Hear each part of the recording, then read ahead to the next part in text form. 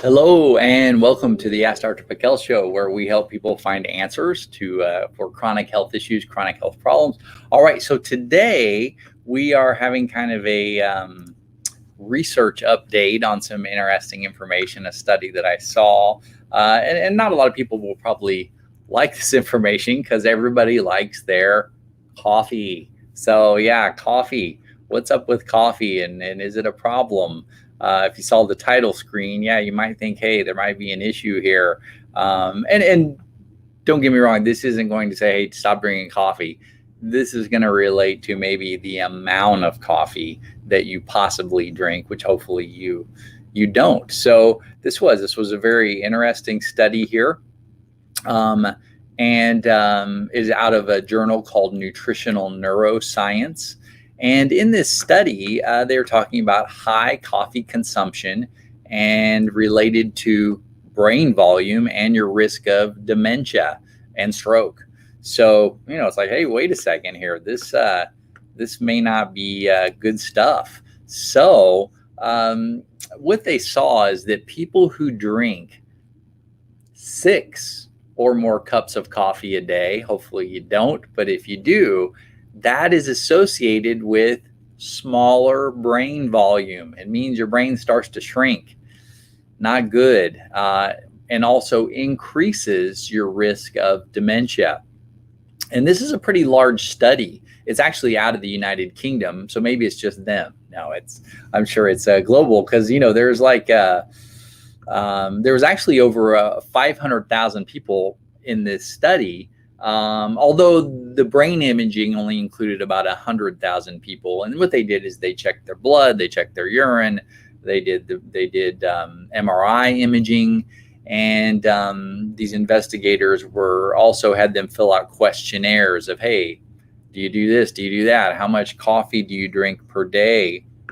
And then they started to do some comparisons with that information. And these were people from all walks of life. There wasn't like, hey, let's just look at these people or those people. And, with the study, they were looking, hey, how is this affecting the body? Is there a problem here with all these people in relation to this? And they saw that, hey, when people were drinking this amount of 6 or more cups of coffee, yeah, they had certain traits in common. And of course, one of those was the loss of the brain volume, but they really didn't know the mechanism. They're like, hey, we see this is occurring, but we really don't know why. And then they proposed some possible mechanisms at the end, such as, when you drink that much coffee, you're dehydrating yourself. Well, a big percentage of our brain volume is water. So if you dehydrate yourself, yeah, that will cause brain shrinkage, and that'll cause other symptoms and problems too. So dehydration is one. Also, we had talked about in a previous video on coffee, or caffeine really, and the brain, and that talked about adenosine receptors. And so they're wondering, hey, adenosine receptors, these are these receptors in the brain for caffeine, and these receptors, if caffeine's overloading them a lot, they will shut down and not function properly. It's like too much. So they're like, yikes, close the doors and lock them. So then the thing is these adenosine receptors also have a role in releasing growth hormones for the brain, and also sustaining or helping with brain health and stimulating what are called astrocytes. So is this one of the harmful mechanisms? It's really hard to know completely, or is it a combination of both, or is there something else here? Now, an interesting side note is that they looked at the same thing with people who drink tea.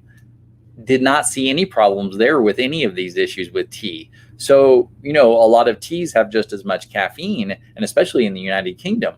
So, something going on with coffee potentially. Not as much, and maybe even may not be really a caffeine issue at all. So we really don't know completely on that.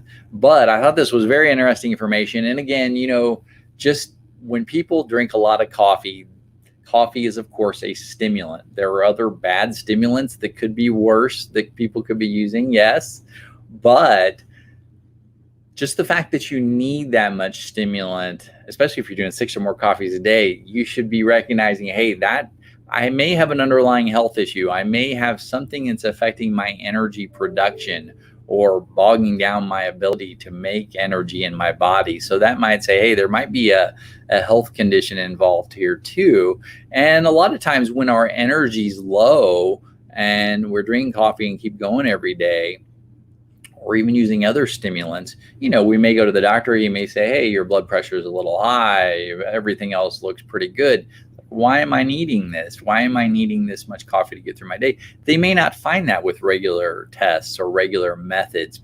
Number one, because typical blood panels are pretty basic. They don't really look at a whole lot. And, if you look fine, if you're not bleeding, you don't have broken bones and other signs of severe issues, then you may not fit into a lot of the boxes that you need to for drugs or surgery. So we have to look at things differently. We've got to say, why do you have an energy issue? What is going on? Do you maybe have a thyroid issue? Do you have a blood sugar issue, an adrenal issue? Do you have a digestive issue where you're not absorbing the foods that you're eating that turn into energy? Do you have some type of anemia that's affecting your energy, whether it be iron deficiency or B vitamin deficiency or like a macrocytic anemia? So there's all these other possibilities. Or at a genetic level, do you have a problem making ATP, energy? There's all these other possibilities we have to look at when there's an energy problem. It's usually not a lack of stimulant. It's usually something else going on in the system. So I hope everybody enjoyed this interesting research update, and I'll see you next time. Have a wonderful day, and God bless.